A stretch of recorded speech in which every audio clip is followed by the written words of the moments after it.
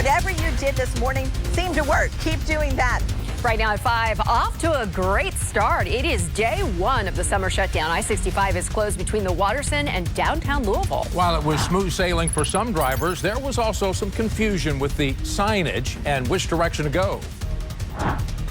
I'm anticipating trouble now that the interstate is actually closed with the amount of traffic increase. Plus, how surrounding neighborhoods are adapting to the shutdown and extra traffic. One commute down. The next one is underway right now with the evening rush. Drivers across the city still adjusting to the changes as the I-65 Central Corridor project kicks off. Now let's get a live look at the interstate. WLKY News choppers flying above I-65 where all lanes in both directions are closed between Jefferson Street's exit to the Waterson Expressway that's out past the fairgrounds. And we have live team coverage for you tonight. Let's start with our Addie Miners. She joins us now live from the Preston Street ramp to explain what went well and what didn't so far today. Addie?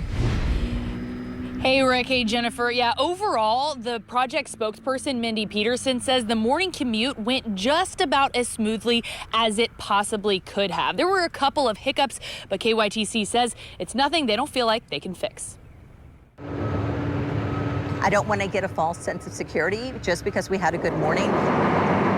This is a 2-month closure. We have had one morning that got us off to a very good start, and I hope that can continue. The only snag in what was otherwise a good morning, according to the I-65 construction project spokesperson, Mindy Peterson, was on I-65 North, just before the Waterson.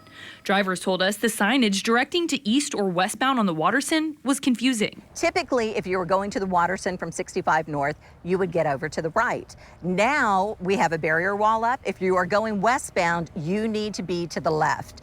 And if you go to the right, you're going to be on that collector distributor, and basically you're going to be sent eastbound. That caused traffic to back up, almost to Fern Valley Road. Peterson says they'll now have better signage up to direct drivers. Other than that, detour routes like I-264 West and 64 along the river were smooth sailing. We are very pleased with how the morning went. You just never know. While drivers navigated the first day of the closure, construction crews also hit the ground running, starting their demolition work. You think demo and you're like, knock the darn thing down. This is much more precise. We're doing something that's called saw cutting. So that started with a lot of milling work at those bridges, taking off kind of that top layer of the deck and doing some of that work. We have brought in some of these large beams, the girders that are in place now. Peterson says the work they'll be doing for the next 2 weeks will be noisy and somewhat messy, but they're trying to work as quickly and as cleanly as possible. We have to take away the old before we can really start building the new in earnest. So there is going to be demolition work that's going to be around the clock demolition work. Now, according to KYTC, when it comes to that confusion there on 65 North, they plan on having that signage changed by tomorrow morning's commute if they haven't already. And there was one other little spot that was a bit confusing. It was right there on the Waterson in front of the airport. So crews plan on restriping that to help drivers for the morning commute. But you know what? The best way, they say, to avoid a lot of that traffic and a lot of those issues is to stick with those mapping apps. Now, they specifically partnered with Waze, so they suggest Waze. But Apple and Google Maps will work just as fine too. And even Rick and Jennifer, if you have lived in Louisville your whole life and you know where you're going, those mapping apps are going to give you the fastest route possible. Live in Shelby Park, I'm Addie Miners, WLKY News. Makes sense. Thanks, Addie. Well, neighborhoods are seeing the real impact from the interstate closure as semis are now using residential streets for detours. And WLKY's Alexis Matthews spoke to residents and city leaders about this impact and concern. She joins us live downtown. Alexis? Jennifer, Rick, good evening. I'm here at South First and Jacob Streets, one of many ramps blocked because of the I-65 project. Now, this closure means that traffic, including cars and semi-trucks, as you're about to see right now, are continuing straight into Old Louisville, and that'll be a new normal for residents for the next couple of months. Louisville residents reacting Monday to the start of the summer shutdown of I-65. Some are adapting to new ways of navigating to their destinations. And I just got to stop and think. It's like, okay, which way am I going to determine which roads I can use or not. Other residents worry if the project will stick to the 2-month timeline officials estimate to reopen the highway. Well, that's kind of my concern. I don't know how long this is going to be. They're just going to put, I'm sorry for the inconvenience, and be there for months. at a time. So Neighbors in Old Louisville, where some side streets are also blocked for this construction, expect the biggest problem to be the influx of cars and trucks using their residential street as a detour. They have, back here comes the truck.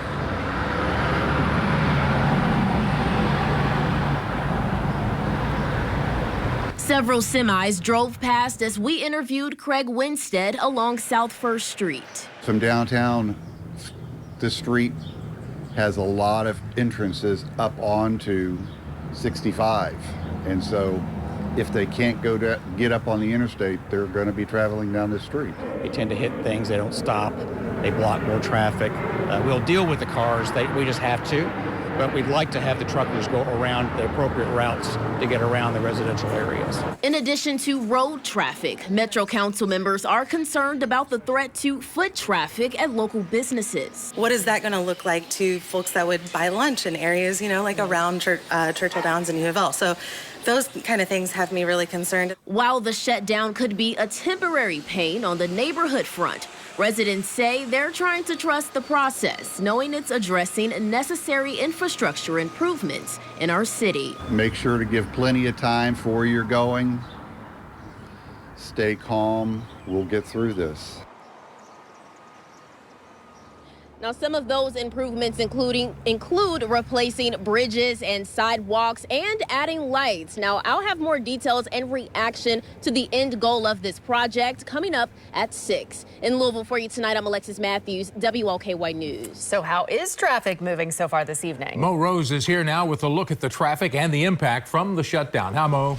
Well, compared to this morning, things are looking a little bit rough out there. We do have a view from WLKY News chopper flying over the Watterson out by Southern Parkway. So if we can take a look at that, I want to show you this delay. This is not because of the detour.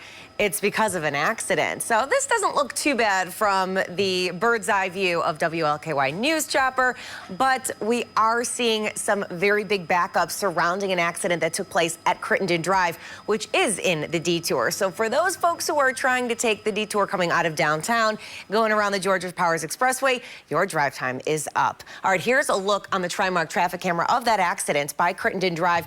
They've got 2 left lanes blocked and the shoulders blocked as well, and that's really adding to the delay. And I'll show you what this looks like on our map. So as you take a look in the red, that is where you're backing up almost to Dixie Highway because of this crash, and this is also part of the detour. So taking a look at the big picture, on the maps, everywhere in yellow, that's the detour as you're coming out of downtown this afternoon. So you're leaving downtown on 64 going west. You get on to the Georgia Powers Expressway as you pass through the split and then get back onto the Watterson to get onto I-65. That is a 33-minute commute. It should be less, but we do have that accident as you're traveling on the Watterson towards I-65.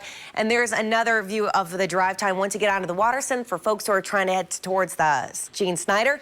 Smooth sailing there, 5 minutes, so no issues. For those who are trying to go back through the detour in the other direction, if you're hopping onto the Watterson, that's more like a 26-minute commute, and it is a little slow as you are traveling up towards the split.